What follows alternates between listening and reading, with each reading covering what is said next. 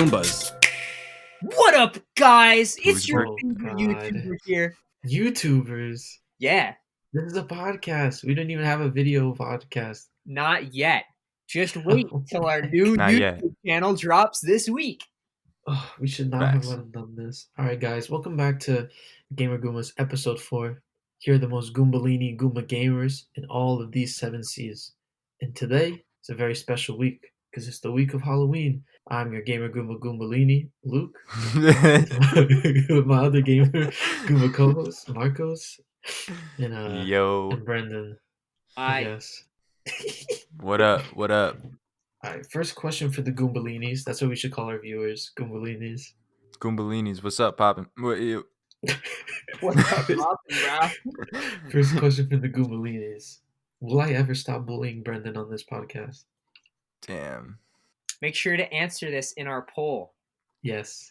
Anyway, Yeah, Marcos, it's take it away. invisible. I'm enough of my nonsense. How are we doing, guys? Pretty good. How are we doing? I mean, like that's like that. Pretty good really means like pretty doo-doo, but like it is what it is, you know. Dude, I'm so sad that there's gonna be no trick-or-treaters this year, and like Halloween's like not actually a thing. Halloween's the Dude, best, man. Bro, I was about to say, what's your guys' favorite holiday? Christmas. Explain. Me? So Christmas Yeah, is like why do you this, like Christmas? Christmas is this formerly Christian and or pagan holiday, most known for a big man in a red suit breaking in people's chimneys every night, leaving presents if you're good. If you're bad, he beats you up and leaves rocks in your socks or something like that.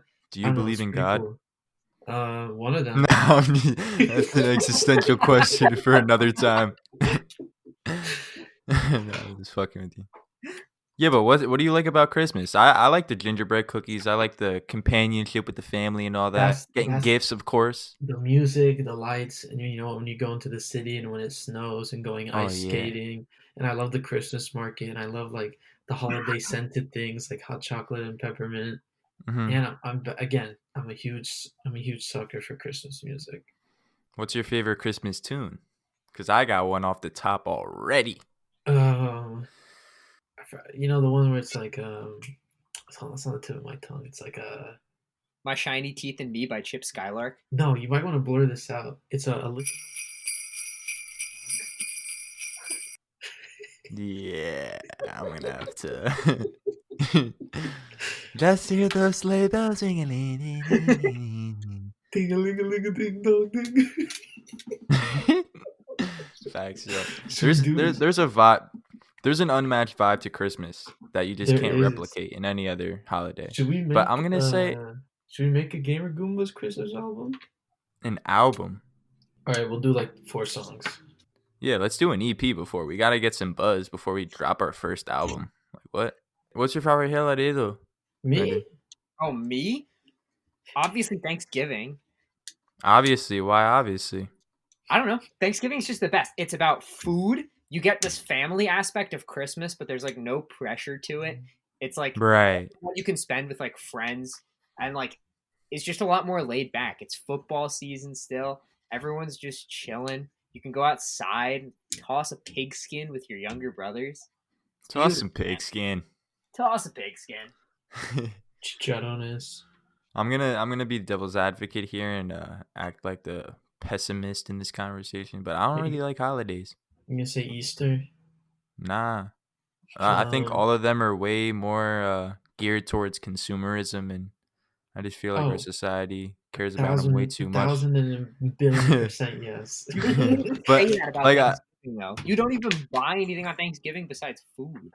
Dude, are you forgetting about Black Friday? That's fully a Thanksgiving thing. Oh yeah, they gotta put it in there.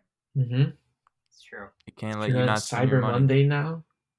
But I like having family and friends like around, and everyone's happier during that time, I guess. But yeah, it's kind of like choreographed, like it's kind of artificial rather than natural, just being friendly. You know what I mean? Yeah, but I'd rather take that than everyone being angry all the time. Right. Going back to what Brendan said, I am gonna miss the times of dressing up and doing trick or treating and all that, and I feel bad for the kids who don't have the chance to. Like my little brother's 5 years old. His birthday is on Halloween. Oh He's turning 6, God. and he's not gonna have like a cool birthday or nothing, and I Let's feel just buy him bad. some candy. I'm gonna buy him Sonic 3D World on the Wii U. Oh, That's Yeah, a good gift. he wants that game. Not Sonic 3D World, Sonic whatever, Lost World or whatever. But I'm buying that game specifically because there's like certain Nintendo levels in the Sonic game that are isn't there a like geared Skyward towards like Sword level? Zelda. Yeah, Yeah. I saw that. He's Really? like, I I didn't know want that. That's this cool game. though. Yeah, my bro's in love with Sonic, and so I'm just gonna pop him that for the Wii U. He's the Yo, next tell Sammy him, tell him Classic to get on Sonic fan. Smash and fight me as Sonic. I'm not holding back though. See, he's not really capable of competing in Smash. Like Look, I if I try could, playing with him here and there, and it's just like I want to pull my hair out every time I try and play with him because if, it's look, so it's so frustrating. look, if you three stock him, it is what it is. Nah, it's. Do you guys play, watch, or read anything to put you in that spooky mood for Halloween? I think I can like just go to my student loans, on Oh the website, and my! then like I start crying, and then like I'm pretty scared. Yeah, that's definitely reading something that would put you in that Fucking make me shit mood. myself every time. I'm gonna mention what I've been playing later on, but I've dipped my toes in a Resident Evil 2 remake to get me in Oh, that specific mood. I saw Luke, your oh IG, no. you put up a stream of Outlast. Yeah, Do you plan on doing anything for Halloween? that was the first Outlast stream from like July, and it's that clip of me getting jump scared and I fucking Mm, screamed. And honestly, I played that game for like maybe 30 minutes. It was the worst right. 30 minutes of my life. But everyone wants me to play it, and it's perfectly Halloween themed, except I'm such a huge fucking little bitch that I'm so scared that I don't want to play it, but I'll probably end up playing it for the fans. I'm gonna be there. You hear to hear first. What's your Twitch? Oh, you mean twitch.tv/tippytown? TIPYTOWN? Oh yeah, that's the one. Yeah, yeah, yeah, for sure. There's another game that can be considered kind of spooky coming out this week too. That would be Pikmin 3 Deluxe. How scary is it? yes, You're sir. you're on some space expedition in the grand unknown, and your ship crashes on this mysterious new planet, and you lose your other crewmates, and you You're all find these alone out strange there, and this creatures. Yeah, that's pretty you're scary. yeah. You drop on this alien world, and you find these little creatures that do whatever you tell them to do when you blow a whistle. That's Or pretty scary. for you Nintendo fans, if you want another game, it's a little bit, it's not necessarily Halloween themed, but it does fit the theme of Halloween. Majora's Mask. You like dressing Right, up? There's like, right. Dude, that mask still gives me nightmares. which mask? The Majora's Mask itself? The Majora. The Majora. If you want to see a really cool fan film of Majora's Mask, Luke, you know what I'm talking about, right? Yeah, and that studio ended up making that game. We talked about it on that other podcast we Yeah, did a yeah. long time ago. Kira, Bridge of Spirits, Yeah. Ember Lab is the place. So look up on YouTube Ember Lab, Majora's Mask, and you'll find this really cool fan film, and that really gears and centers towards that spooky vibe of Majora's Mask that I Hmm. adore. But enough of all that. Let's get into the noteworthy news of the past couple of weeks. Yes. So number one is a pretty astonishing news story that we got over here. So the Switch has been selling insanely well. It's been the best console in the US for 22 consecutive months, That's which insane. breaks the record for the former record breaker that was Microsoft's Xbox 360, which was the best-selling console for 21 months from August 2011 to April 2013. And so if you weren't already convinced that the Switch's success is set to continue, it's now been highlighted that the hybrid system has been the best-selling console hardware in this location for 22 consecutive months straight. That date is all the way back to December 2018 around Super Smash Bros. Ultimate when it released. So from that point on, it's just been a powerhouse in the US of just selling the best every single month from there. NPD's industry analyst Matt Piscatella notes how the Switch is, quote, selling at or above levels never before seen in the US, end quote. To date, the Switch has sold more than 62 million units worldwide. Jesus Christ. And back in August, it surpassed lifetime sales of the NES. Jesus fucking Christ. I mean, How do we feel about this? kind of not surprised. It's been some ways it's been a good 3 years for the Nintendo Switch. Breath of the Wild and then Odyssey, then you get Smash and then Pokemon, And then Right. Animal Crossing carried with not just Animal Crossing with the Switch Lite, more affordable option, especially going to be bigger with the younger kids. Parents just want to get a little something 199. It looks like a DS or like an iPad, right? And then now you're getting Mario stuff at the end of the year. Like there's been like 3 years has been a lot. Brendan, how do you feel about this? I completely agree with Luke. I really can't say I'm too crazily surprised. I mean, the Switch just has a family wide appeal that Xbox and other consoles just don't have. And with it consistently dropping like both major games and hundreds and hundreds and hundreds of smaller like indie games, many of which have actually popped off on their own and like gained a lot of attention and even ground and like pulled even more people to it. Like this console really has just been like revolutionary in its ability to build a universal platform and maintain it. It's really seen as more like an entertainment device rather than like a little kid's like a game console. How so? I mean, if you look at the commercials, it's not little kids anymore, like the shitty Wii U commercials. It's all young adults, and oh, they're doing something, and the Switch just happens to be a convenient time to pull out to play with their buddies, or they're at a rooftop party, and the girl brings her Yeah. Switch, and they're like drinking, but like they're playing that Punch Out game or whatever, the 3-2-1 Switch or whatever. It's Now, definitely marketed to be a entertainment tablet device, and the games are supposed to definitely have a good wide array of appeal rather than just gaming. I think Mm. from how they're advertising it. now, Luke, do you think that this like transitioning to marketing like that is Nintendo trying to maintain their fan base that grew up with it, or do you think we should like expect to see them consistently like marketing this like teenage college student demographic with also widespread appeal to older and younger generations simultaneously? See, I don't think it's them appealing to the growing up generation because the growing up generation's like in their 30s now. I think it's them realizing like they have to go for like the target group that sets the most trends, which is like late high school to like college age or early 20s because little kids always like what little kids always want to do what the big kids are doing, and it's a good age range from like let's say 18 to like 25. They're definitely more gamer friendly than when we were kids. That 25-year-old demographic.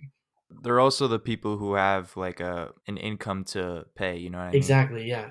Those are the people that are like you can only target little kids advertising so much, but they're not gonna quit. They're not finishing their shift at CVS and going to Target to buy Mario Odyssey. I mean, they're still gearing towards that younger audience with Mario Kart live Yeah, circuit or whatever. They're never gonna get rid of that fan base, but they're just expanding to they understand everyone who's could game got on the the money. Switch. Yeah, Right. Yeah, I'm not. it's I can't say I'm surprised with this 22 consecutive months. I'm it's just it's impressive do and not surprising, I guess, or not this shocking. the thing that I'm surprised about is the 62 million sold. That's like 4 times the amount of the Wii U sold.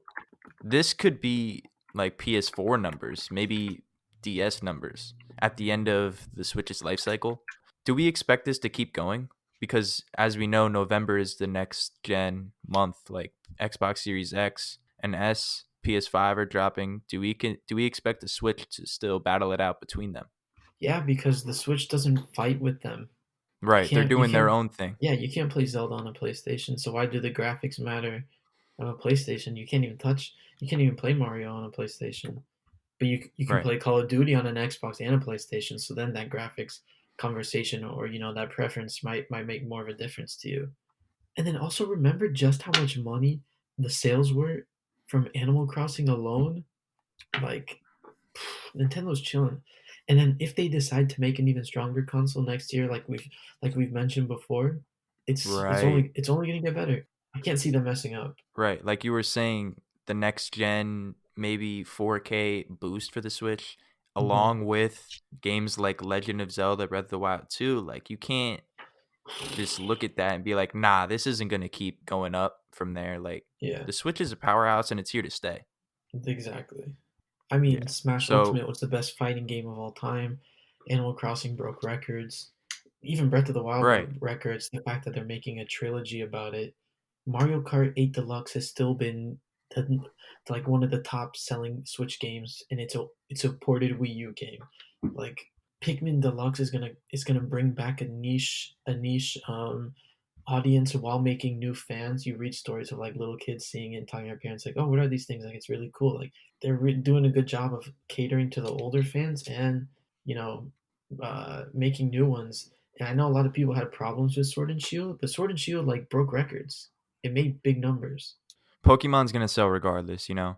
Yeah, it's Like and no matter. it didn't just sell. It did like really well apparently. I can't remember what it was, but they I think they broke some records. Like they blew, like in terms of sales, they blew it out of the park with Sword and Shield. So like I can't imagine them slowing down anytime soon, especially with the lineup that we've seen coming out for the end of this year and the beginning of next year, starting with Pikmin. Like Mhm. it's looking really good. Right. Speaking of sales, number 2 on the list, we got Super Mario 3D All Stars reportedly selling 1.8 million digital copies in September alone. Biggest digital Mario launched on Switch. So we're going back to breaking records. Here's another package of Yeah, 3D All exactly. Stars breaking Perfect numbers. Digital. example. Right. So yeah, I mean, I'm not surprised about this. I knew this was gonna sell out of the water because of not just because of this, but the exclusivity window between when it released and March 31st, the end of Mario's anniversary. Like, I think that gap really made fans want to go out and buy immediately so they don't miss out. You know what I mean? Exactly. I think it's a pretty doo-doo practice to make it limited, but it got them 1.8 million digital copies. So whether or not it's ethical, I guess, doesn't matter to them because they're like, whoa, this shit's nutty. Yeah. Yeah, they put that into practice and they see the numbers, and I expect them to keep doing these type of deals. And I know it's not very practical for us consumers to like go out and buy it day one so we don't Yeah. miss out, but it's the numbers speak for themselves, you know. If we want to tell Nintendo not to do this, we got to pay with our wallets, and rather than going out and buy it day one, we got to say, "No, we're not buying this. Like we want this to be available all the time." You know hmm what I mean? And the But hey, problem is that I'm that's part of like the never problem. gonna happen. Yeah. I'm going to talk about 3D All Stars when we're talking about games we play too. But after all these 3D All Stars talk, there's another update announced. So, according to a tweet translated and reported by Game Explain, shout out to Game Explain. I love that channel. This upcoming update will add more camera controls to all 3 titles, which was a very Yes. big Finally. yeah, that was a very big problem that we all had, allowing for the reversal of vertical and horizontal camera controls. So this is going to pull up in November, I guess. I mean, they're solving one of the many problems that people have with 3D All Stars, and I hope they keep knocking down the list along with bringing Galaxy 2 back, but I don't think that's going to happen. I've never played a Galaxy game. Bro, we need to link. We need to link accounts immediately. You need to download 3D All Stars, bro. Because rather than playing Super Mario 64 immediately and then playing Sunshine, then Galaxy in like chronological order, I dived into Sunshine. A spoiler alert, like from what we've been playing, I beat Sunshine. I beat it Ooh, for the first time ever, and I'm glad sexy. to say. Like 2 hours ago, I finished Corona Mountain, the last boss Oh battle. my god. But yeah, instead of going back to 64, I went to Galaxy. This was like a few weeks ago, but yeah, Galaxy still holds up, and I would say it's probably the most polished game in that collection. And Let me just know to when have you unlock Galaxy 2. Luigi. Yeah, right. Luigi's in Galaxy 2? Yo, speaking about Luigi, Luigi can now be unlocked in Super Mario Bros. 35. So Mario. Oh players yeah. have discovered that Luigi can be unlocked in the game. To do so, you'll need to complete a couple of steps. First, be sure that you have attained. My bad. Tainted. Whoa. Edit that out. First, be sure that you've attained a star rank. I don't know how you get this star rank. Luke, are you better suited to read this? Because I'm not really familiar with Mario Bros. 35. I'm familiar with it. I'm just really bad at it. But Me too, basically, bro. to get a star rank, you have to have 100 plus level, and then you hold down the L Oh button no. while starting up the game, and then that's it. It's basically it's a to get good, grind it out thing, and I'm very bad at the game. I am So as well. Have you jumped into 35, Brennan? Not at all. Do you have Switch Online? Yes. Oh, okay. Well, I guess we should just move on from that. Fuck Super Mario Bros. 35. So Nintendo announces Fire Emblem Shadow Dragon and Blade of Light for Switch for the first time, rewritten or dubbed, I guess, subbed in English. This is crazy. This is Yeah, I never thought this would happen. I mean, honestly, it's a bit late. Maybe they missed their demographic, but Right. I saw the trailer. The trailer was really cool. They played it off basically on how everyone first met a Fire Emblem character, which was Melee. Did you see? And it was a Martin Roy fighting. The guy died as Martin. He's like, Oh I just want yeah, to play this guy. I yeah. just want to play this guy. It Who's that sucks. guy? Who's that guy anyway? He like calls him like Mark or something. And then they announce it, and they're bringing the classic Famicom game Fire Emblem, Shadow Dragon and the Blade of Light. It's getting a worldwide release. Will be available in English, and it comes in this, 30th anniversary pack for $50, which is pretty good. But then you realize, fuck, I'm paying $50 for an NES game, which has like 30 megabytes. But you are I getting feel you are like I getting feel you are getting a bunch of other stuff with it. So I yeah. guess Sorry to it's cut I you guess off, bro. no, you're good. You were Yeah, but saying? this anniversary edition just looks crazy. Like, do you think it's worth the $50? I mean, if you're a collector, yes. I don't have a big interest in playing this game because it's so old, Yeah, word.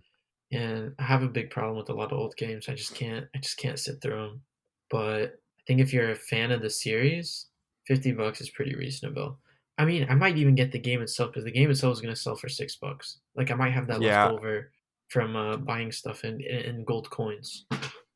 right. I pre-ordered it. It's gonna come out December 4th. Hmm. For $6. Yeah, for the old Famicom game. Are you guys fans of Fire Emblem at all? Because I've dipped into the series for Fire Emblem Awakening, and that was the only game I played. But I really enjoyed it. I really And want to play Three Houses. yeah, Fire Emblem Three Houses on the Switch looks phenomenal, and that I I've really missed out on that game. I've been looking for someone I can borrow it from because I don't necessarily want to buy it, but I definitely want to play it. But I've heard it's a huge investment though, so I Yeah. need to be like, and I feel like that Christmas time is definitely a good Yes. time to Oh, attack my backlog. exactly. I have So I'm so gonna many probably games. ask for that. Yeah, I'm gonna ask for that for Christmas probably. That'll be my one I have gift. to look at my games list. I'll probably have to get the Sword DLC. I have to beat that. I have to beat the Mario Maker 2, the story level. You haven't beat it I'm telling you, when I told you I'm the worst Mario player there yet? is, I still haven't finished Nino Kuni. I'm literally at the last fight. And Bro, I'm then I'm sorry, but Nino Kuni's out of the window for me. I'm gonna revisit that in like 10 years and complete it. But right I now it's just need to yeah. replay Gaokao Love 100 Days because that's the only dating sim I've ever lost. So yeah, this Brendan. this break is gonna Yes, be much needed. Yeah, I was about to say, Brendan, have you dived into Fire Emblem at all or none of them. I literally know absolutely nothing about the game. so yeah, like the Basically, there's a advertisement did. big there's a big fire. And they all get these emblems and swords, and it's a bunch of teenagers with really nice hair. They go around killing people. That's a nice explanation of the series. Do they kill bad guys or good guys? Sometimes maybe who knows? I Sometimes like maybe that. who knows? Sometimes yeah, I'm definitely gonna check out Shadow Dragon and the Blade of Light because I feel like the Fire Emblem series and the gameplay mechanic and the gameplay loop of like the top down, like the Hmm. grid based combat and the strategy is definitely suited for like a more like a Famicom type of like capability. Like I felt like Fire Emblem could be implemented well on the NES Hmm. because of how like you're not really doing much. It's all strategy. It's like a turn based game. And for Yeah, that and those sprites looked really clean for like a Famicom game. Like this looks like a looks this pretty looks good. yeah, it looks really done well. And yeah, Martha's dope from Melee, and I just wanted to, you I know, don't like this. explore his origins. I don't like this incarnation though with the fucking little tight ass shorts and the fucking Oh yeah, it's definitely like weirder. It's not his best fit. That's all I'm gonna say. From a Yeah, fashion yeah, standpoint, like all you need that big ass cape. Or you probably have that cape to keep you warm, but if you just wore pants, you'd be fine. So like, I'm kind of my tight bad. about it, but I'm just pedantic. I was about to say he definitely looks way better in Smash than Hmm. how he does in here. Isn't he? But Is he talking, in another? Is he in another Fire Emblem game, or is it just this one? he definitely jumps around. Like he was in Awakening for a short bit. I think I remember Oh, him what? seeing him in there. Yeah, my bad. Going back to Smash Bros. Take it away. There's a patch coming that it just hides Steve's win victory screen. The glitch that It hides his meat, basically. So But if there is anyone's something. out of the loop, Oh my god. there's this victory screen whenever Steve wins in Smash. He eats the meat that he has in Minecraft and then places it in a very peculiar place that some might suggest has or carries any Positive. sexual innuendo. Whoa. And so yeah. You can bleep this part out, but basically it looks like he's holding his staring at the fucking Yeah. player. Yeah, and so this 9.0.0 patch is basically going to take that away. But also there's a something else that comes with this patch. If you're a Zelda player or Zelda main, you'll be happy. You can now short hop the Phantom and have it be in front of you, so you can short hop behind it, which is like it's gonna be What's a big for Zelda. phantom? You know when Zelda's down B, it creates the Phantom like knight, Oh, the guy with the Zelda. I thought sword. you meant Link. No, Yeah, no, yeah. Zelda. So when I know what so you're when, talking about now. so Yeah. when Zelda down Bs, you can short hop and get behind it when it spawns in. So like that's gonna be Oh, that's big. lit. It's gonna be big for Yeah. Zelda mains. But besides that, It that's all I've also heard about the patch. But Yeah, this patch also fixed this issue where opposing fighters would like go through the landscape whenever Steve or yeah. Alex created a block at a certain location. So it just fixes all the bugs and glitches of what Steve does along with hiding his meat. And Uh-huh. so yeah, that's pretty much all there is to say about that. The next news story is a bit of a downer. Pain. Apex Legends was planned to release in 2021 of this year, and it's being delayed to 2021. Did I say 2021 of this year? I think so. I think you said it twice. I meant to say 2020, but yeah, it's being delayed to 2021. I was a big fan of Apex when it came out when I was playing on the PS4, and if this port was gonna be like we've seen nothing from it, so I was expecting this to happen. Do you guys like Apex? The first time I played it, I won, and Oh word. I deleted the game so I'd have 100% win rate for a while. Then I went back into it. My PS4 isn't the nicest, so like I always felt it was hard to see with my graphics. So I don't Mm. imagine it'd be that much better for me to see on the Switch. Yeah, And that's the thing I was worried about with the Switch's port because that game is not too intensive on a console, but like it definitely could fog up on the Switch's screen. yeah, Definitely docked. and the only battle royale game I've been playing lately is Warzone. And I just play with my A friends and word. cousins for convenience. But besides that, I'm not too big in the battle royale Right. scene, I Yeah, guess. Yeah. I feel like if you're into that scene, you're gonna pick one and just stay with that one, right? Yeah, or maybe And you will hop around and it's just gonna be whatever to you. But like, I don't know. It's like a whole different kind of. It's not like a new game coming out. You know what you're getting, yeah, yeah, right. but it'll be. So It's just better. It's a good thing because it creates more accessibility for people to play, regardless of what I think right, of the game. It's a good All thing I that want it to say right. is comes on I hope there's Switch. motion controls when it comes on the Switch. That might be better. Oh, You I ever feel like play that'd be yeah, that might. interesting Splatoon? in a shooter. I Uh, played Splatoon 2 on the Switch, and the motion controls were kind of nice. I You can't. can flick a lot better than you can with a stick. I was definitely using that on the Wii U with the gamepad, and I thought that was pretty good implementation with the Mhm. gyro controls. But I have the regular Joy Cons, and I felt like those were really flimsy and like really like the e-reader with the not the e-reader. I mean the gyro sensor with the Switch. Like I don't think it's that accurate. Like you had the not I as sensor bar found with the Wii U, calibrated, but but I like feel the like you Switch could is like definitely adjust to it. So like I feel like the more you play with it, the better you'd right. get. I feel like it would be better if you That's a fact. consistently played with it. yeah, and I got this pro controller, but it's not really a pro controller. You know what I mean? Oh yeah, yeah. We're gonna talk about more controllers in later news topics, but It's pretty if good. you want And to go to the next topic, this one specifically, I'll just say before we move on, it has an amiibo right? reader. So I don't know if that means anything to you, but it means a little something to me. All right, anyway. Next on the news, we have Pokemon Sword and Shield official patch notes. Let me tell you guys, since the last episode, I've become quite the Pokemon master. I'm definitely the best Pokemon player in this podcast. No doubt about it. Cheater. Anyway, so basically, part two, the Crown Tundra has been released as downloadable content. So if you have Sword and Shield and expansion pass, you can now explore the Crown Tundra. Yay! All the legendaries are back. If you haven't purchased the expansion pass, maybe through like Dynamac raids and stuff, you can still like get access to the new Pokemon. Or if you played like Let's Go Pikachu, for example, or you have home, you can bring some of your old friends back. And then there's a bunch of other updates that aren't too specific, but I guess small quality of life updates.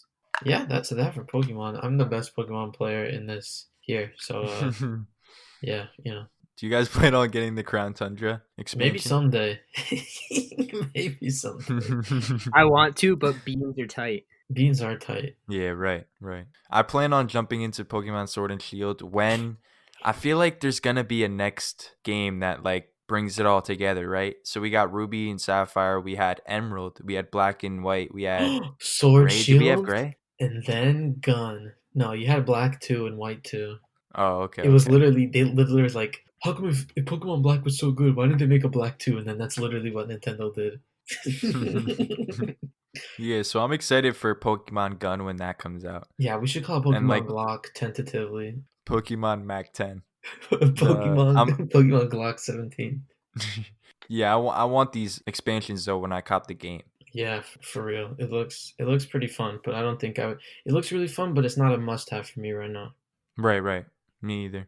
All right, next in the news, which is Mm. it's a little frustrating, but Nintendo is going to begin to sell the left neon blue Joy-Con and the right neon red Joy-Con in November for $40 in the U.S. They haven't. This is also the first time they've been coming to the U.S., right? Because I know I have not seen individual Joy-Cons. Yeah, this is the first time individual Joy-Cons are being sold in the US. Also, if you buy two Joy-Cons as a package, they're $60 now. I mean 70 rather than 80. It's still No, too it's still overpriced. 80. It used to be 49.99. So you would if you bought two individuals, you pay $100, and now they're 39.99. So you buy two individuals, you only pay $80. Wow, what a No, I steal! checked. I Really? checked. Yeah, You I think checked? it's 70 now, but like it's still too overpriced. Like Joy-Con drift is a problem. Two My Joy-Cons Joy shouldn't be more than $60, Right. This shit's getting out of control. Like and Switch that's me being generous. Nintendo's solution to the Joy-Con drift problem is Is to like pretend it's not real. and just decreasing the value by like 10-20%. Like, nah, Like this nothing. ain't it. Speaking It's about controllers, I want to pull up the 12th news story. do it. That's all yours. Sorry for mixing it up. It's all But we yours. got Power A making new rounds of Mario controllers for Switch. So one of them is all three of these are correlated with Mario. One of them is it's a wired one of them's a wireless one, and And one of them is Mario with one of them holding a is gun. oh my, one of them's a GameCube one that I wanted the GameCube one. It's wireless, but it needs batteries. Oh, Controller okay. situations look like for the I've Switch. had that one before. It's pretty cheeks and not the good kind. So what controllers do you guys have currently? I have one of these Power Rays. I have the Breath of the Wild Link Power Ray. I have this bootleg Pro Word. controller, and then I have regular I like. wouldn't say it's bootleg. Oh no, it's bootleg. It's There's no just third Nintendo. party. Just you'll see when I send you the link later. Oh, okay.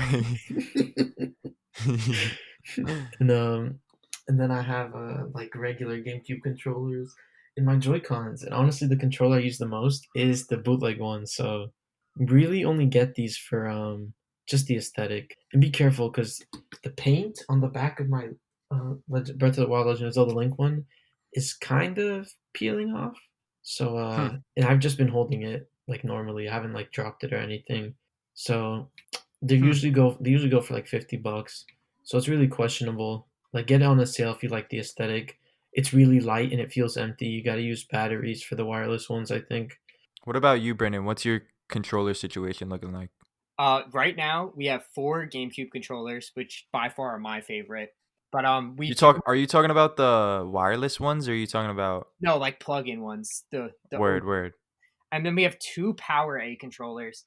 And to be honest, like they worked really good up until like the past like month. Then like the inputs on them are just starting to get pretty delayed, and like some of them just like don't input sometimes, just like randomly just won't input at all. Yeah. And like for how much we paid, like it's kind of ridiculous that they're starting to break down after like a year.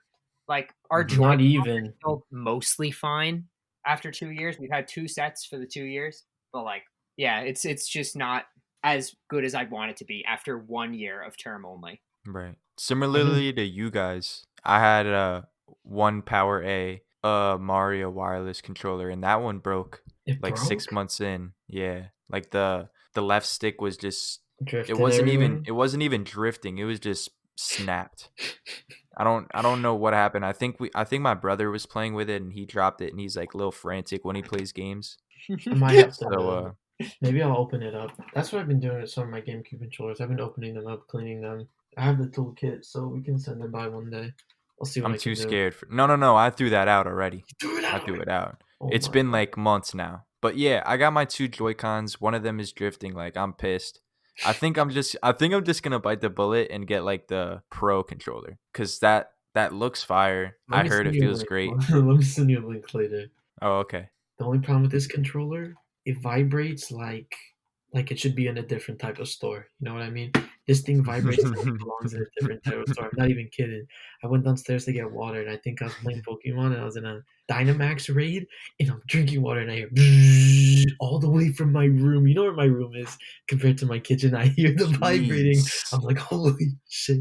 And I think you can lower it, but since the instructions are whack, I just don't know how to do it. So if you don't mind, like intense, borderline violent vibrations, it's pretty good. How much did you get this vibrator for? I Uh, mean controller. well, there's the one with the NFC reader that's 30, and then the one without is 23. These are wireless? Yeah, and you don't need batteries. You plug it in with the USB. See, that's the thing. That's a deal breaker for me. If I see batteries, I'm like, nah. Hmm. If I could plug it in with micro USB, I'm like, that's what I want. It's fire. Word. I'll send Yeah, you the but link. these three Power A controllers, one of them's like what we were talking about. It's like a USB and it's wireless. I think my sister recently got this one. It's all like Mario aesthetic. Like there's question block stars. It's basically flooded with the faceplate. The Mhm. second one's kind of ugly. Like Yeah, I think the other two are really ugly. Like with this yellowy, orange, red, white design. And that one you need a wire for that one. And yeah, then with the GameCube controller, it's kind of like a That GameCube like controller is gross. you need batteries for it though, and the design like in the middle is like Mario's silhouette with like red digitized 8-bit aesthetic. I don't know, it just It looks looks like nasty. it came out of the movie Pixels. For those of you who, okay. All right. I'm about to Right, leave. I'm about to leave. Don't. That's disgusting, Brandon. I'm right. right. God, that's gross. I mean, you are, but that's disgusting. The only thing that's kind of a plus, you have two mappable buttons on the back, like directly behind the Oh joystick yeah, or I forgot the to mention handles. that. The one I have has it also, and it's pretty handy, but nothing that's worth the 50. Just as a little heads up for you, if you guys like really hesitating about it. Again, only get if you're really gonna use it as a, because of the design piece rather than functionality. Because there's for $50, maybe you save and you spend more beans on Joy Cons or like an official Pro controller. Maybe you just want to buy two of some, bootleg or whatever there is out there. But Powerade is definitely more of an aesthetic than functionality. Anyway, the next here you guys can't see, but I'm like rubbing my fingers together, like an evil villain. The next Yeah. on the news, the next two. Hyrule Warriors Age of Calamity Untold Chronicles from 100 Years Past Part 3 trailer. And then there's rumors, which I only first saw them today. Like I only just saw it like on Twitter this morning that Age of Calamity is going to be getting a demo soon. So Ooh. this is pretty big news. The new trailer is about like what, a minute? Not even like 50 seconds. It's really cool. You get to see Link fighting again. You get to see him in different outfits. But I mean different. I mean he's not wearing his knight's armor, but it's the same clothes from the original Breath of the Wild. We get to see Koroks again. We get to see Hestu and hear his voice. He's voice acted. And honestly, it's really funny because that's exactly how I imagined his voice to be in my head when I was playing Breath of the Wild. So that's like really funny. We get to see more of the characters again. We get to see some Mifa action, some Rivali action. What else is really cool? We get to hear Impa's voice a little bit, and honestly, it's kind of hot. Take that And back. then, Take that back. Take that back. and so, Wait, basically, isn't she a fish? isn't who Impa? Yeah. Isn't she fish people? No, that's No, that's Mifa. Mifa. That's What Mifa. the fuck, bro? I'm Oh, about to slap Mifa's the the shit out of old you, man. lady. I was about to say, yeah, Mifa got that WAP though. Oh, Oh my god.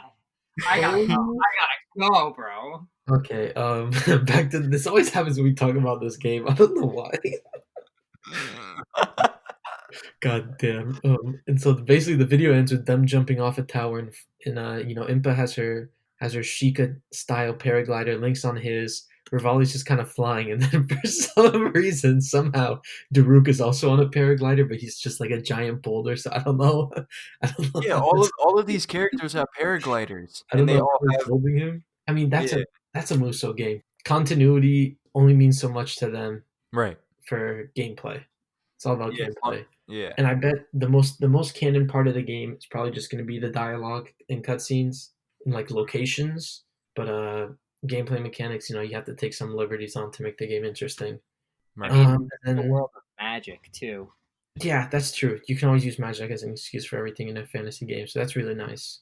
And then the demo rumors come from a tweet I'm seeing on the article that I actually retweeted from that guy this morning, and he's For real. referencing, I believe it's Korean, right?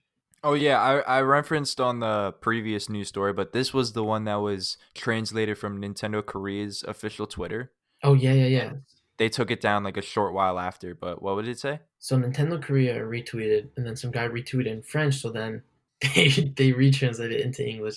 So basically, Age of Zelda Warriors Apocalypse. Shinsu can be operated as a companion. Shinsu is also an important entity in Legend of Zelda Breath of the Wild, but in Age of Zelda Warriors Apocalypse, you can manipulate it as a companion through four young girls. The attack that the giant body unfolds is enough to blow hundreds of monsters in a single blow, along with the building, so you can enjoy a refreshing feeling different from the normal incomparableness action. I don't know who the fuck Shinsu is, to be honest. Is Yeah. that the little like robot dog that we get? Robot like egg thing? Yeah, but he Yeah. wasn't in Breath of the Wild. Oh, I don't know, but I guess it doesn't really matter. Maybe a demo's coming, similar to probably the Pikmin demo, which will be Right. nice. So if it does come out, you'll see it first on my Twitch or YouTube. It's gonna be sexy, sexy hot delight. We're gonna cover that instantaneously. Um, Facts. I feel like this demo would definitely entice me to get the game, just like Pikmin 3 Deluxe did. mhm. Because I was pretty hesitant on Pikmin 3 Deluxe until I got my hands on that demo and That like demo really was fell really in love fun. with that game's vibe. Yeah, I just hope it doesn't reveal too much. I hope it's a very bland demo in terms of story, at Right. least.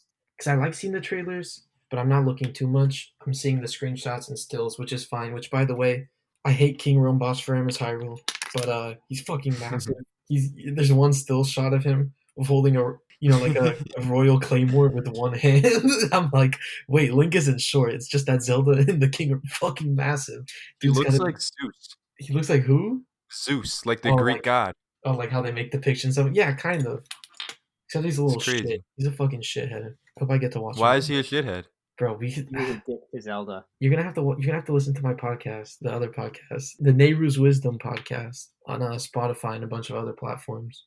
That's a Basically, Legend of Zelda podcast, right? yeah, all Legend of Oh, Zelda, okay. story, lore, gameplay mechanics, all that. And we're doing Breath of the Wild right now before in anticipation of Age of Calamity. Then we'll do Age of Calamity next. You But said yeah, Nairu's wisdom. Nehru's Wisdom. Yep. I wanted to question you about that. What is that? What is that calling back towards? All right, so let's have a little fun here. The first Yeah. time we hear about the cosmology of Hyrule is in the Ocarina of Time. Have you played Ocarina of Time? I played it a little bit on the 3DS. I loved it, but I didn't beat it. You should You know, revisit you know that. what? You know where I stopped? It was Where? that dungeon where you get sucked into that fish's body. Jabu's belly? Yeah, Dude, you didn't even get the Master Sword yet. You have to go back. I know, right? I'm You should. definitely gonna revisit it when I get a 3DS again, but I want them to put that on Switch, man. Uh-huh. God, like Ah, I could play it on the Wii U, but it's just it's such an inconvenience to set it up. it's hard to play, and once you started playing look, I think Majora's Mask works better on the Nintendo 64 version, but Really? yeah, because we can talk about that another day. Yeah, yeah. But what was Um, Nairu's with him? Nairu's? So basically, in Ocarina of Time, the Great Deku Tree tells you the story of how Hyrule was made, right? Right. And there's three golden goddesses, Mm-hmm. Nehru, Din, and Furore. Oh, And yeah. they Nehru was known for wisdom. for wisdom, yeah. And she gave the land like Okay. wisdom. Furore gave the land like courage and like justice, and that made like the life and stuff. And Din is fire and power, so she like made the earth. So that's like the cosmology. And so since it's basically like a podcast where we talk about like lore and story things, Nehru's wisdom. It's a fun little callback to some Zelda lore within the title. Yeah, that's dope. Everybody go check that out. That's right. But for the last news story, we got a bit of a weird one. There's a limited edition Fortnite Nintendo Switch bundle. It's being announced for Europe. I don't know if you guys seen this, but this one's pretty fully featured considering it's a Fortnite bundle with Switch. I don't know why you would get a Switch bundle with Fortnite. It's a free game, but like the dock has like Fortnite specific embeddings on it. Like you got the banana, you got the fish dude. I don't know. I'm not really a Fortnite dude. Like I Yeah, don't know me what these neither. call back towards. I don't even The know. joy Is Fortnite big in Europe? I guess it has to be if they're making a special edition. I Yeah, think Myth was Fortnite's big supposed to be anywhere. there. That's true. The Joy Cons look all right. Yeah, It's the like a yellow and yellow, blue. orangey blue. Right. I don't know what's on the bottom right on the Blues Joy-Con, but I think yeah, it's the this. bus, the party bus or whatever. Oh, okay. The That's battle bus. pretty. Yes, that's what I said. I Oh, it like the comes with. color coordination. Yeah, it's pretty clean. Yeah.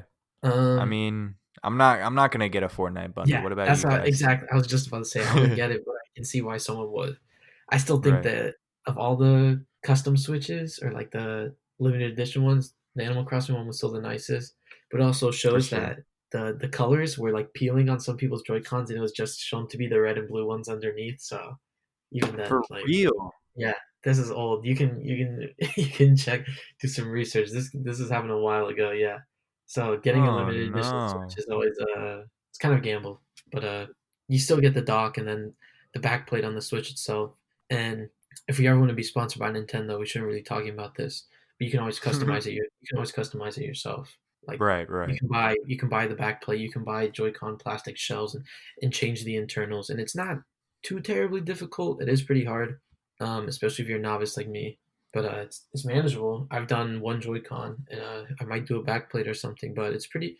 You should definitely check out some more, in some ways, durable, lasting customizations than straight just going to Nintendo, because it's not the best quality actually, in my opinion. Right, right.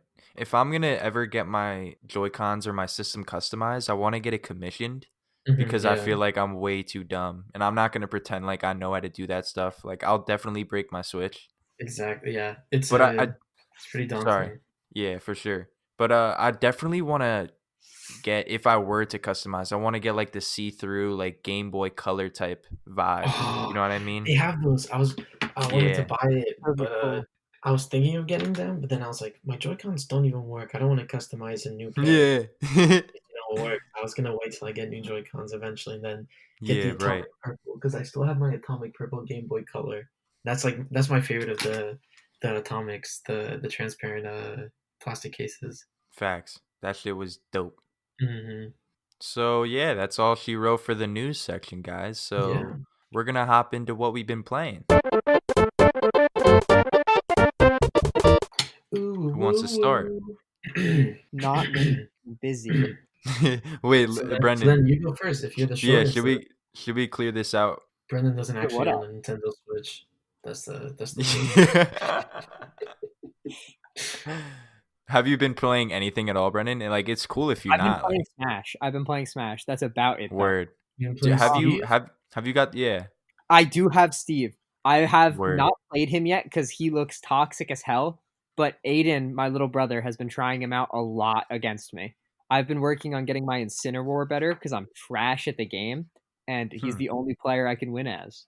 All right, so yeah, I'm gonna talk a little bit about Steve. Go ahead. Like as you said, he's pretty toxic. Like his specials are pretty crazy. Like the building the blocks, the TNT block could be chained with a lot of combos. Like his neutrals could be spammed like over and over again and knock people off the stage easily. There are a few things about him that I definitely think aren't fair. Like, did you know that if you build 2 blocks up right next to the edge and destroy the bottom block, they can't Yeah. roll back onto stage? Yeah, there's a lot of edge guarding techniques that Steve like embraces, and this is gonna be a weird person to see that's getting played by pro players. Like I mean, I'm didn't excited to it see what win a that shit's about tournament? to happen. Yeah, they just streamed a tournament. Yeah, I gotta Yeah, check the out if Steve Steve was being tournament. played. It Steve was pretty. won. I mean, Oh, it was an word. all Steve tournament. Oh, Yeah. that shit sounds pretty stupid. If It that's the case, that's how I feel about Steve. I think he's fun, but it's also dumb, and I don't like him. But it's also fun, if that makes sense. like the character is very like it represents the Minecraft IP. Like it's very faithful to that. But like at what cost? You know what I mean? Like he's very technical in the sense that some of his moves require What like the god? specific resources. Like you Yeah, could mine from the ground and you have that whole crafting system from the he's Minecraft up game in smash feels Smash. so busted. Yeah, what I feel like It, personally, I feel like he's gonna end up being a hero character where like yeah, there are like Mm, high like there are some outcomes in the battle where you just like stand zero chance against beating him, like but he's like really good because he is casually. like kind of RNG dependent and like he is beatable. Like if you give him zero time to like mine, you can just wear him away without his resources and like he is beatable, you know? I feel like he is going to be a balanced character in the long run. It's just going to take a while for the meta to update. I right. think once tournaments go back to offline, I don't know if he's gonna do that well. He seems like a good online character, but offline, like because Joker's not that good offline. I mean online, but offline, like MK Leon Joker's fucking insane. So Hmm. I don't know. I think he is a hero character in the sense like casually he's really good, but top of the competition, he's really slow, and I think that's not gonna do him too well. Right. A lot of the best characters are really fast. For me personally, some of his like specials like the minecart and his recovery just don't click with my muscle movements. You know what I mean? Like Yeah, he's not really the type of character that I would go in main. Like he's gonna be one of the characters that's gonna be fun to play once in a while, like random, but I'm not gonna go out and look to play as him. exactly. That's how Right. I feel about him. Similarly. What about you, Luke? What have you been playing? Ooh. So last time, I think I said I had just finished Pokemon Sword, and Hmm. then we talked about this actually before the podcast. It was a bit of a mistake, but to make a long story short, I had over 300 chances in my Pokemon Let's Go Pikachu save, so I brought them over on the Pokemon Home, the free version, and then I surprise traded them all on Pokemon Sword, and I've been getting a lot of crazy fucking Pokemon for like no work, no difficulty. I've just been giving away chances, and they've been taking a chance on me, and I've been getting some good stuff. On stream, I Nice just pun. oh, oh my god, stop! Thank you.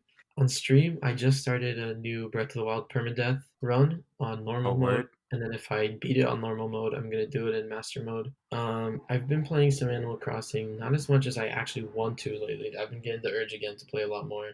Again, Word. if you're in my Discord or anything, we'll like randomly like last night we played some Among Us, and then we did like Mario Kart for like an hour. And Dope. my favorite thing to do is 200cc mushrooms only on Mute City. I'm very toxic when it comes to Mario Kart. Um, I I played haven't some of played the. Mario Kart in so long. Sorry to interrupt, but No, yeah, I you need to revisit that. once you touch it again, it's just because it's like every Mario Kart game. It's just fun, and it's Right. funny because like I love that one, but it's my least favorite of the Mario Karts. Elaborate, because I want the viewers to like understand where you come from with Mario Kart.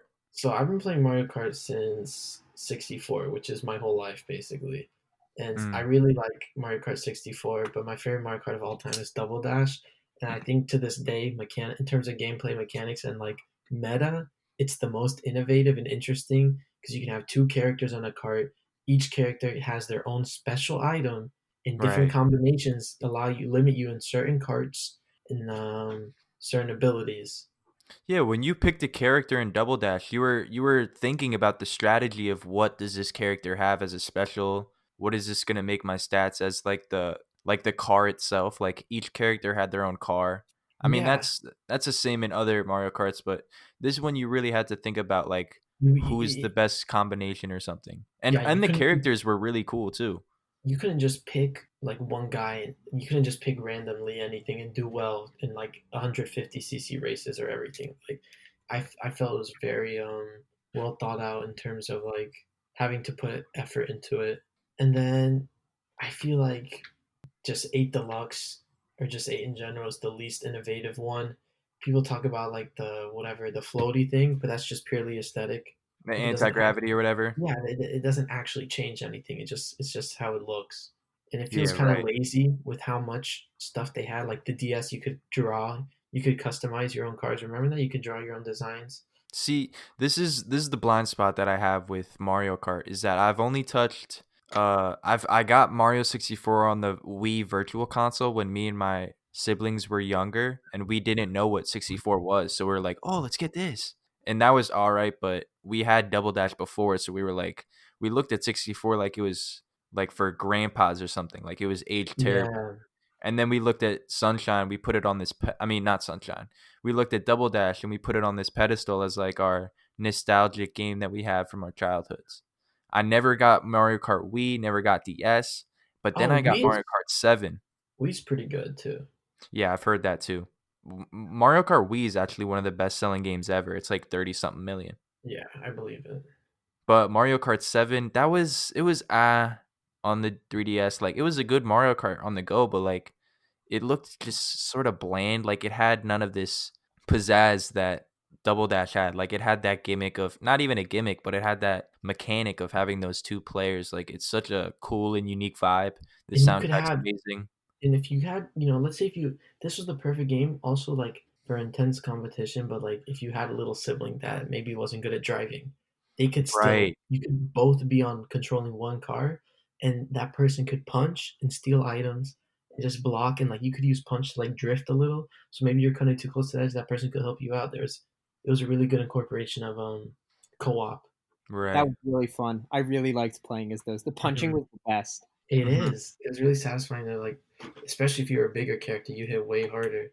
Yeah, but going back to my experience with Mario Kart, the last one, the Mario Kart 8, right? When we Mhm. had the Wii U, like that was the go-to game to get. Because I don't know about y'all, but like when I remember the Wii U releasing, like Mario Kart 8 was the game that I needed for that console. Like it looked next gen as fuck for like a 2014 game. I'm It sure still looks good. It looks really good yeah, on the it Switch. still looks amazing, and Deluxe just increases that. And I like how the DLC, like when that came out, I was like, "Whoa, this is some like worthy DLC to like pay $10 for." Like I want this to keep going on Switch. And when I saw Deluxe come out and it was just the same shit, I was like, "Damn!" But I really want it Yeah, on Switch, so I'm gonna get it. they What do could you have guys? at least added like bring back more old maps, new Right, right. more old. There's a bunch of characters from the older games they didn't bring back. Like you know, they could do more, but they're but again, it's one of the best. It's still one of the best. This 2014 game is still one of the best selling games in 2020, so they have no incentive to make it better. Yeah, I was gonna say, what are your guys' thoughts on like a Mario Kart 9 or like the future of Mario Kart? What do you I want want from it. that? I just want Double Dash too. Do you want like a gimmick that like cuz I want Mario Kart subtitle. I don't want Mario Kart 9. I want Mario Kart double drift or whatever. You know what I mean? Yeah, yeah, yeah. I I want want a new mechanic that changes gameplay and not just aesthetics. right. What about you, Brendan? What's your history with Mario Kart? I've always been a pretty big fan. It's really fun. To be completely honest, I wouldn't even mind like them dropping like an expansion pass for Mario Kart 8 where it's just like where they bring it to like Switch and just make it so that like there's a whole new set of maps. Like I really wouldn't even mind that. All new courses, maybe even some new items. That's really all that there is different between games anyways. So like Right. I feel like an expansion pass, if it would be cheaper, where you get all these new things, would probably be better personally. Yeah, Because I'm going to keep playing 8 anyways. and it's hard. It's hard to play the game again when you've been playing the same game for 6 years now, like with no new items or stuff. Like it's fun to play when you haven't played in a while, but you're gonna get burnt out in like 2 hours. Yeah, Unless you're that's playing with true. friends, it might help, but otherwise, like, is it you know? Yeah. But there's definitely a ton of people who haven't played that on the Wii U and look at that on the Switch and was like, "Damn, this is a fire Mario Kart." You know what I hmm mean? hmm That's new to them, but like what else have you been playing, Luke? That's really it. I've been kind of busy, but Right. once I've just been waiting for Pikmin too. Like that's once Friday kicks off, it's just gonna be full time Pikmin, Yeah. Yeah, and same. I We can't wanna we wait. wanna wait, what were you gonna say? I said I can't wait. Should we tell? Should we give a little Yeah, there's gonna be little sneak some peek? very this is gonna be some big stuff coming from Gamer Goombas. Basically, there's gonna be the first ever Gamer Goombas face reveal Yeah. Friday, October 30th on twitch.tv/tippytown. That's all I'm gonna say. There's gonna be a lot of surprises, Yeah. and I don't want to tell you too much, but you should definitely come by. Click that notification bell on twitch.tv/tippytown. It's going to be Friday. Hmm. Maybe around 1, maybe around 2, maybe around 12. We don't know. If But you can find the link to the Tippy Town Discord, and you will also get notifications. It will be right. good. Once that happens, we're gonna put that on our Gamer Goombas YouTube channel. I've uploaded the former 3 episodes on YouTube actually. If you guys want to head over and check that out. But Ooh, yeah, them streams is about to pop up too. Awesome. that's Awesome. right. Gamer Goombas is only expanding, y'all. That's right. Buckle up, baby. You ready, Goombalinis? We're going on a wild ride. I want to shout out some stuff that I've been playing recently. Do it. So I just want to give a big shout out to Rocket League. Like I know we've talked about it previously on other episodes, but We have this friend named Sebastian that Marcos was playing Rocket League with. yeah, so like about when Rocket League released, like about a month or so in that, me and our friend Sebastian, we just got really into it. Sebastian was way better than me, but I was there just killing with him. And then I fell off. He kept going. He's still great. I'm bad, but I'm revisiting Rocket League now because it's free to play and it's now on Switch. And so I've just been diving into it every now and again. And this game is just amazing. Like the fact that it's free to play and that anyone could access this on any platform nowadays, like Rocket League's like a dream to me. Like I don't know why this exists. You know what I mean? It's I'm actually I'm thinking about getting back into it again also because it's gonna be Like on the Switch. yeah, it's so easy to access. Like I could just send you a link, we could join up, and then we're just into it. It's so easy to like go in and Accessibility out. goes a long way for bringing people into games. Right. So yeah, I just wanted to shout out Rocket League. It's a fire game. I've actually been getting progressively better. Like I went to the ranked mode today Oh rather than the no, casual mode. And we won a few games. I was doing pretty good. let's go. But speaking of winning, I finally beat Super Mario Sunshine for the first time ever. Amazing. How do you So feel? How do you feel? How do you feel? I just want to stress that I love this game and I had a blast revisiting it. But big but. Nah, not but. I really love Super Mario Sunshine and it's probably my favorite Mario game for the simple fact. Oh wait, no. Odyssey is for sure. But for the simple fact of this was the game that made me love Nintendo and made me love Mario in general. Um Hmm. I finished with 76 stars. I don't know when the last time I gave you an update, but yeah, I got 76 now. There's an end game to it. I'm not really sure what it is. I might dive into it, but I might move on to 64 or Galaxy. But yeah, I completed Serena Beach. That level was sort of towards my lower end of the list if I were to rank the levels. I finally beat that Watermelon Festival level. Isn't that level impossible? I've seen like clips of that where people are just screaming and crying, dude. Yeah, for sure. Like there's a ton of these enemies on the Gelato Beach that are just like waddling over and get in the way and just fling you up in the air and destroy your watermelon. So if anyone isn't aware, there's this last level in Gelato Beach where you got to bring a big ass watermelon to like the Oh no. smoothie area. And in order to do that, you got to evade any corner or anything that the watermelon touches. And so I was having trouble banging my head on the wall for like hours trying to finish it. And so I woke up one morning, smoked a little Tootsie Roots, Oh and I my felt like god. I felt like that was a little cheat code.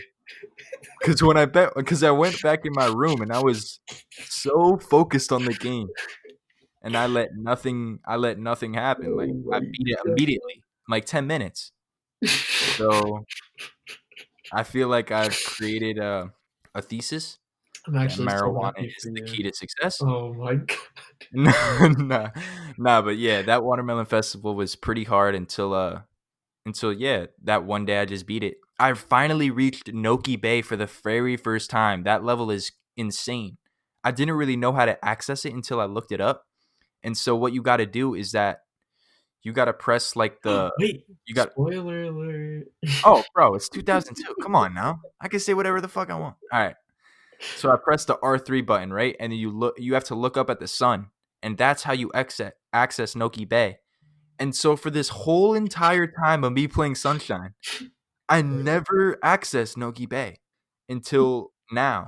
I looked up at the sun and it was like Noki Bay. I'm like, what? Yeah, so that level Oh my was probably god. my favorite since the fact that I never played it before. It was Oh just there man. was a ton of secrets in that, and the boss fight for that level. There's like a Brendan, I think you'd like this. There's this eel that like makes the water at Noki Bay poisonous, and it's because his teeth are dirty. And for the boss I battle, hate you. you gotta go underground and clean Brush his his teeth. teeth. Oh my Yeah, god. with flood. Dude, I was literally like listening to that and I'm like, why the hell does he think I'd be interested in an eel? Like, Yes.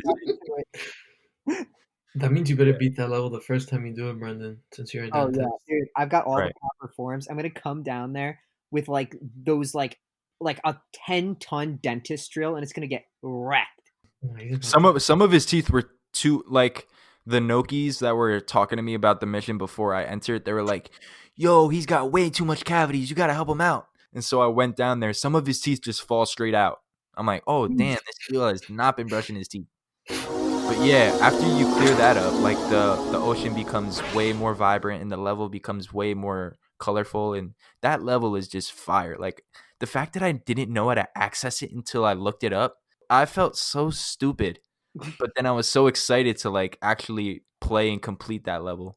And so yeah, I beat Pianta Village which was probably my least favorite for the simple fact of just bashing my head against the wall for hours for like multiple shine sprites that were very wonky with like those levels where flood gets taken away from you by Bowser Jr. and you hear that beautiful transition noise where it's like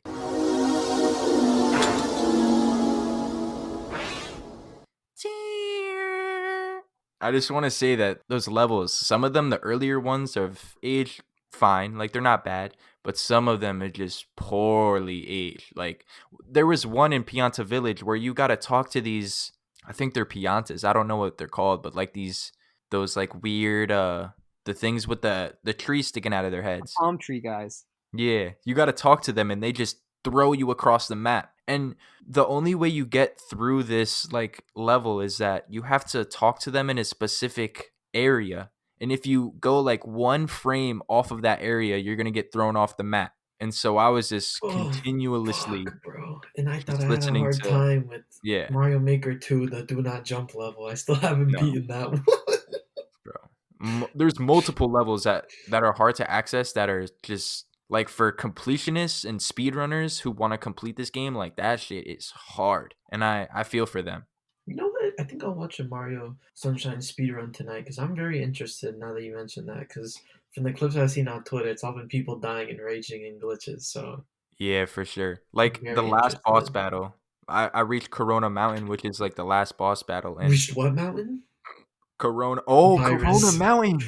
Conspiracy Oh game. my In the next episode of Gamer Goombas, we'll be doing a conspiracy on the Mario Sunshine 3D All Stars re release in the midst of the coronavirus pandemic. it's all full circle.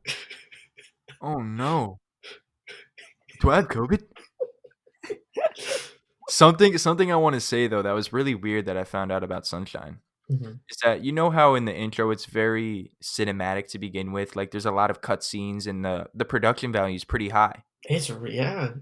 But once you're done with like I'd say once you reach that one level in a Pina Park where you verse Bowser Jr. on that roller coaster, I'd say after that there's no more cutscenes. You're just playing the game, it's all gameplay, right?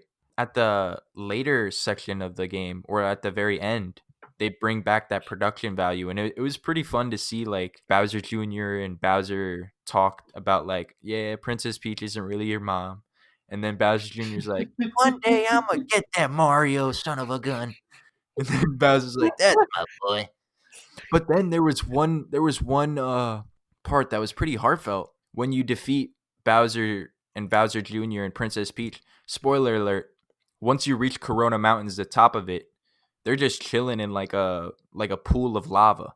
Princess Peach is just chilling on like a floaty duck. Bowser and Bowser Jr. are big as fuck, just like chilling in this pool of lava. And like once you complete that, they all fall to the ground, right?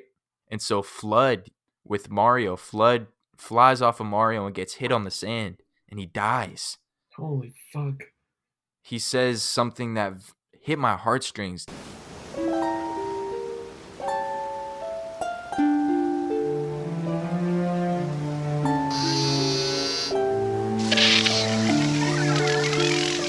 Mario, was I assist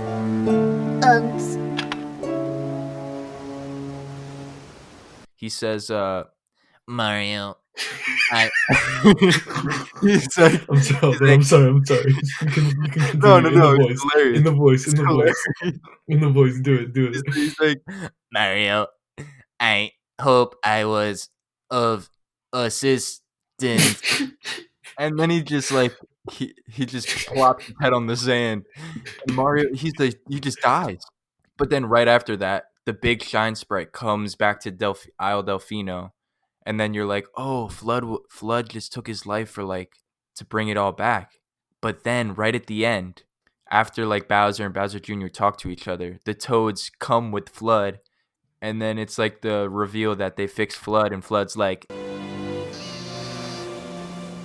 the vacation starts now. now the vacation starts. And so this whole concept of the game was Mario, Peach, and Toadstool and all the Toads were coming to Isle Delfino for vacation. They were trying to escape the Mushroom Kingdom. They were just trying to relax at Peanut Park and all them. But Bowser Jr. framed Mario, and so everyone thought Mario was like this apocalyptic, like, I don't know what you They would thought it was call it. part of the mafia. Yeah, they thought he was like a gang member. And so they were all accusing him. But like once Mario and Flood fixed everything, now it's time for vacation. And once you beat the game, you talk to this dude under like some umbrella. He gives you a shades, and he gives you like a beach shirt with all like shine sprites, and it's pretty dope. So yeah, I'm excited that I beat Sunshine. Like overall, it's a great package. Like there's definitely levels that age better than or age poorer than others, but yeah, I love this game.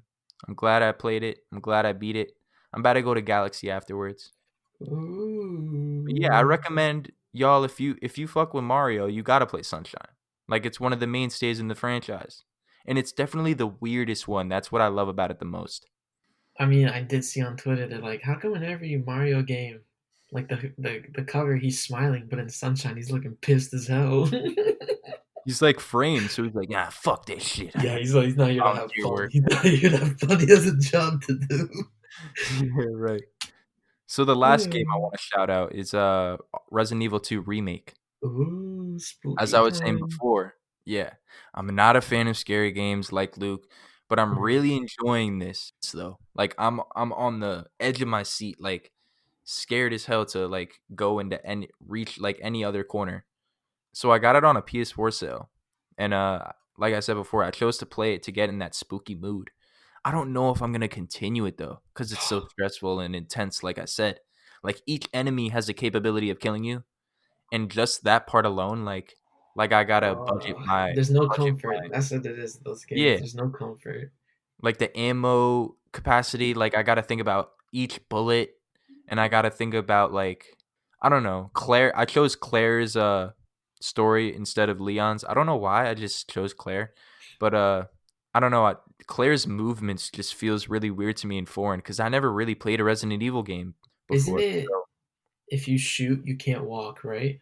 yeah, it's kind of slow and So it's very methodical. that's stressful. So like, Yeah. if you're gonna shoot, you can't be. You're not moving, so you better choose wisely. Oh fuck. Another thing, each enemy, like the enemy character models are horrifying. This game looks beautiful on PS4. But as I was saying before, the intensity, the audio design, and the soundtrack, like I was playing this on my Sony headphones. I was like shaking in my sweatpants, like, yo, what's going on right now? So I don't know if I'm gonna continue. And especially with there's this enemy in Resident Evil 2, especially Mr. X, where there's this like weird undead huge dude with like a top hat and a suit. And the special thing about this character is that he's huge and he's very menacing, but you could hear the footsteps of where he at all times whenever you access him. So you could know where he's coming from. And just to have that footstep in the back of my head while I'm playing this game is just gonna kill Oh me. God. You know what? Maybe I don't. Maybe I won't play Outlast for Halloween. Maybe I'll just have something else for streaming. I'm getting nervous just thinking about it. Maybe I'll play Killing Floor 2. That's a fun Yeah, game. that I remember we used to play that game. That game was so zany and fun. But Another thing about there's only one scary game I would ever play if it came back, and mm, that's the Silent Hills PT, because that shit's right, iconic. That's just right. iconic. But I everything heard else, that I'm okay. I'm okay. going off a little bit on a PlayStation tangent. I heard that PT is not going to be accessible on PS5 though. Yeah, I mean, that sucks it's for. not available on PlayStation anymore. I don't think before, right? Only some. Yeah, but it's not a Nintendo product, so fuck that shit. Yeah, this is mainly a Nintendo podcast, I will say.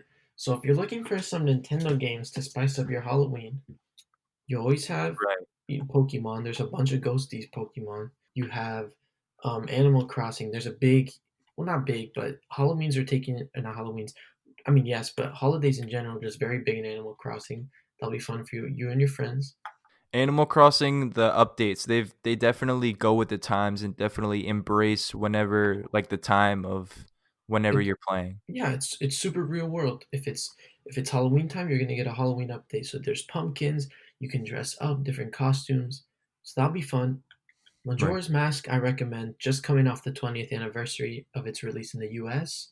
Pikmin 3 is about to release, you know, not like a spooky game like a traditional Halloween, but we mentioned earlier why it could be spooky, you Yeah. know. What are some other Halloweeny themey games that aren't necessarily super scary? This jam, I'm pretty sure there might be a Halloween costume. Any dating sim that covers the day October 31st. Mhm. I Yeah. would shout out Luigi's Mansion 3 Oh because yeah. That's that game why came out last Halloween, and I it's its forgot about first. that game because I don't have it and I wanted to play it so bad. It looks so good. Dude, my sister got it actually, so I definitely should pop that in. You better. Yeah. But yeah, that's enough of what we've been playing. I want to go to the last segment, Dun which is dun. called eShop Drop.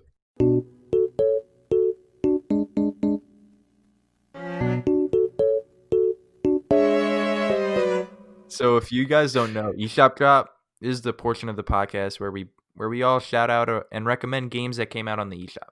Doesn't matter what. We're just shouting out some games that we want to display and recommend for the Gamer Goombas audience, you know?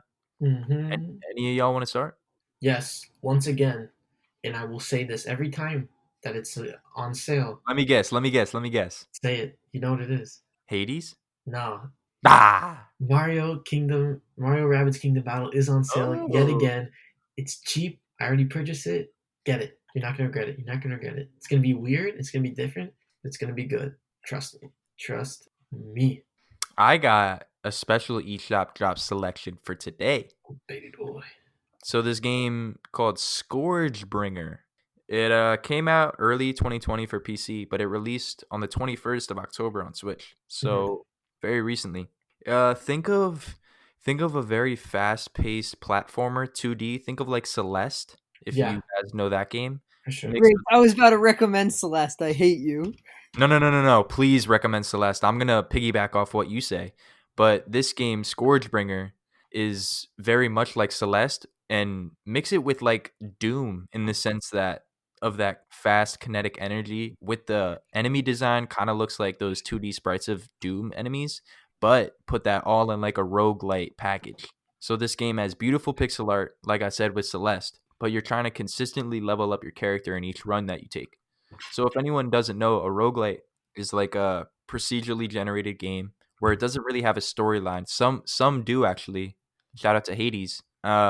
Some do, but some like Scourgebringer isn't really heavily focused on story, mostly focused on that gameplay loop, right? So I was playing this demo. It came out recently, the Scourgebringer demo, and it's a very satisfying combat loop. Like I'm definitely gonna snag this one up when I see it on sale. I think it's $20, so it's not that bad. I'm definitely gonna snag it on a sale. But Hades, I gotta shout out Hades too, It's because number one. It's still the number one. if we're talking about roguelites, that came out this year. Hades has definitely got to be at the top of that list. Like Scourgebringer, I wanted to shout out because it came out recently, and that I feel like some people are gonna miss out on that game when they might really like it or enjoy it. But Hades is definitely one that you got to keep your eye on. It's currently the number one selling game on the eShop. Oh, If word? Mario yeah, 3D All Stars isn't? nope. Wow. Shout out to Supergiant Games. I'm glad that they found success with Hades because the other games that they have are definitely overlooked and underrated. So to see Hades like come out on top is very it's very gratifying for that team and definitely If you go to the best sellers on the eShop of all games and download only games, Hades is number one right now. For all games, Mario 3D All Stars is number two. But Brendan, and this will be a good segue for you. The number two on download only games is Celeste. There you go. All right, so my game that I'm going to recommend this week is Celeste. It's by far my favorite platformer of all time. Whereas like a lot of other platformers, like they really try to vary like levels to try to like introduce a bunch of new mechanics, and like some of them will like truly push mechanics like Super Mario Galaxy, or I mean Super Mario All-Star, not All-Stars. Super Mario Odyssey, that's what it is. Man, I'm gonna brain for it. I think I actually like felt my brain slowing down right there, dude. That was His brain melted. His brain melted and dripped out of his ears. dude, it's coming out my nose actually. But yeah, so like where Super Mario Odyssey will push mechanics like a slight bit, Celeste actually has like some of the fewest actual gameplay mechanics of any game I've ever seen, and like actually just take those to the farthest level I've ever seen. So like all it really is you get a second jump in the air. You can grab onto walls. You can grab onto walls for a limited amount of time, and there are certain items that'll boost your jump and winds that'll slow you down. And other than that, that's basically it. And like the entire gameplay, it just builds on these set items and just makes the levels increasingly more difficult. And like some people will barely get through like beating the game once with those materials. Then after you beat it through an entire time, you realize that you've just beaten what are called the A sides, and you unlock the B sides, which are basically the same like levels, quote unquote, like it's the same order, but they're significantly more difficult and require you to use the mechanics to entirely new levels and manipulate and abuse every single thing to maximize and get the full value out of it. There are certain levels in the game where like the spikes technically don't touch the exact sides of where they say. So you can right. jump directly next to the spikes. And in some seaside levels, the only way to beat them is to land those like spike jumps exactly. It's absolutely precision based, and like Yes. you can develop more in that game using the most basic mechanics than I've seen in a long time. It's beautiful with how simple it is. Right. Piggybacking off what Brendan all said, I like agree with every sentiment that he said. Celeste is definitely top 3 best 2D platformers in my list for sure. The gameplay is definitely the thing you go for in that game, but I also want to shout out the story. And I felt like the story was definitely had underlying themes of like depression and like finding yourself and just like dealing with your inner demons, and I feel like that story was definitely a one that I really enjoyed in a 2D platformer, no less. You know what I mean? Like I wouldn't really expect this type of emotion in a 2D platformer. And yeah, the pixel art's beautiful. The Matt Makes Games, the person who made this, or the people who made this game, their former game Towerfall Ascension, or Towerfall in general, that game's they took a lot of liberties and like gameplay cues from that game for sure and just implemented that into like a single player Celeste. And so if you guys want to look for a couch co-op like very fun game, Towerfall is another eShop drop game that I really want to suggest. Marcos, just adding to what you said, one like quick little final note. I just wanted to say that yes, the story is absolutely phenomenal, and I genuinely believe that like the soundtrack in the game is largely responsible for like how Oh, truly emotionally impactful that story is. Like yeah.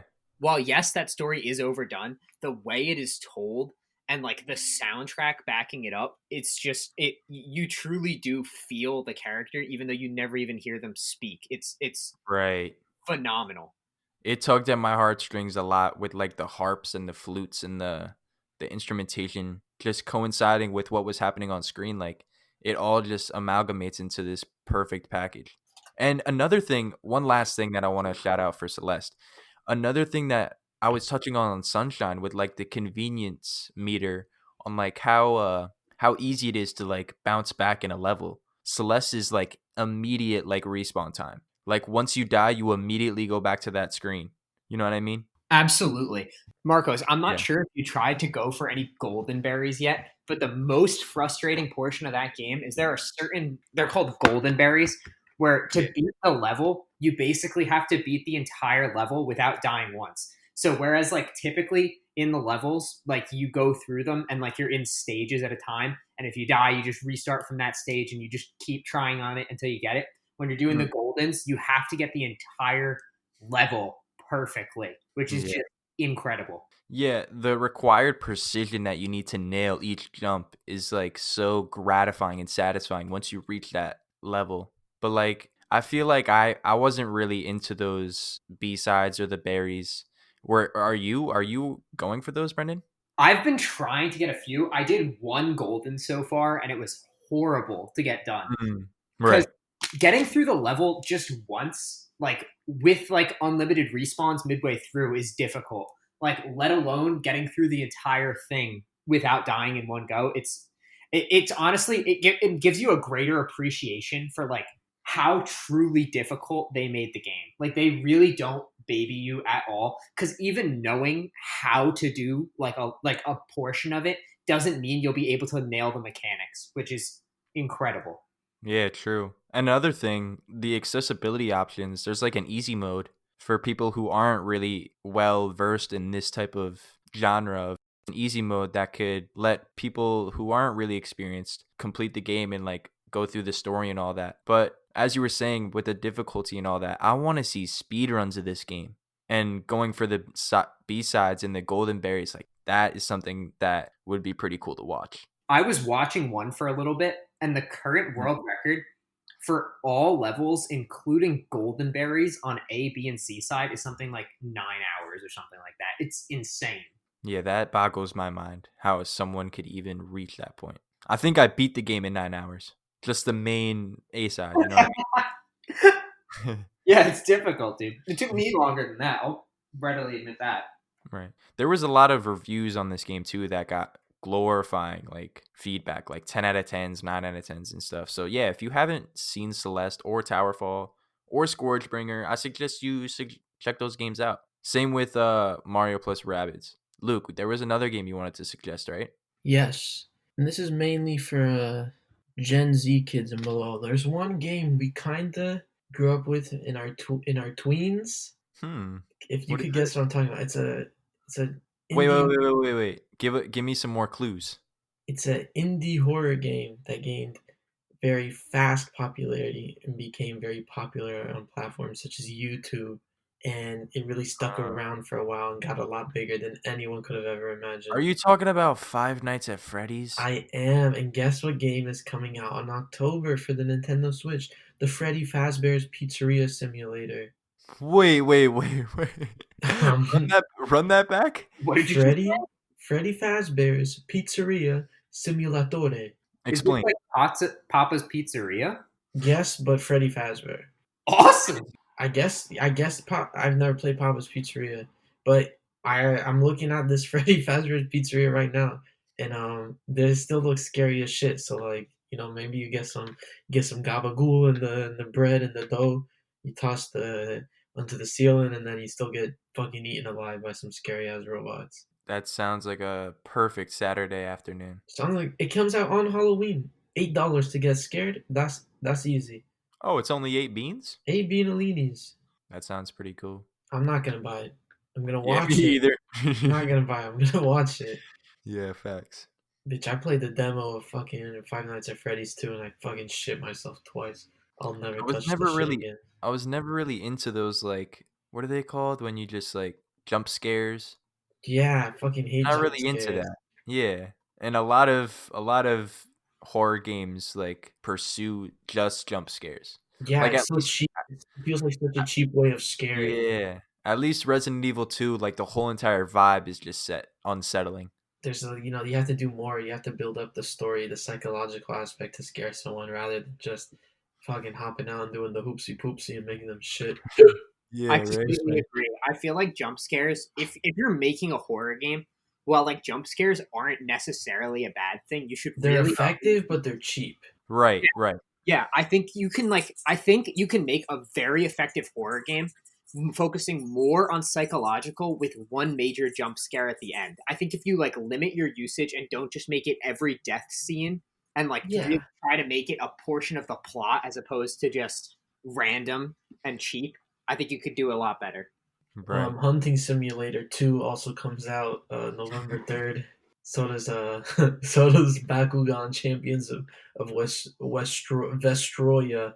I can't Yeah. wait to shoot animals in the head when Hunter Simulator. I can't wait to pierce deer's beautiful skin with metal bullets and destroy their livers and kidneys in Hunter Simulator 2. And then The Language of Love comes out October 30th. I can't wait to shoot My rabbits. shot. Can't wait to shoot my shot in The Language of Love dating simulator. And if you're In old, Hunter Simulator. and if you're old, they have a game called Later Daters, which is an old people dating simulator that comes out on October 29th. And that's all for the eShop drop. And that's about all she wrote, folks. I appreciate everyone for joining in with us today. If you'd like to be a part of the show with a comment, question, concern, thought, or idea, DM the show on Instagram at Gamer Goombas Pod. That's Pod. Gamer Goombas Pod, short for podcast. Short Or for email us. Pod. I'm sorry. Oh no. I'm sorry. Or email the show at gamergoombas@gmail.com. It doesn't got to be about Nintendo either. Whatever you want to talk about. Yeah. We'd really appreciate these questions. We'd put them in after the eShop drop. And so, yeah, if you want to be a part of the show, write in.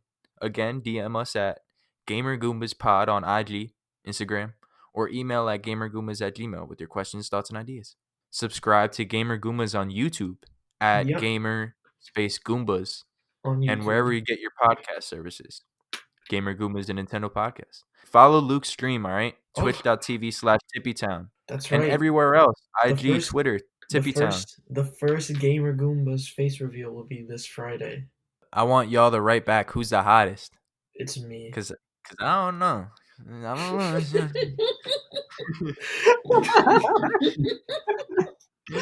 That's about gonna do it for us here at Gamer Goombas and Nintendo Podcast. We hope you enjoyed, and yeah, We'll hope y'all see have a great you day. in the next one. Peace. Bye, guys. Bye.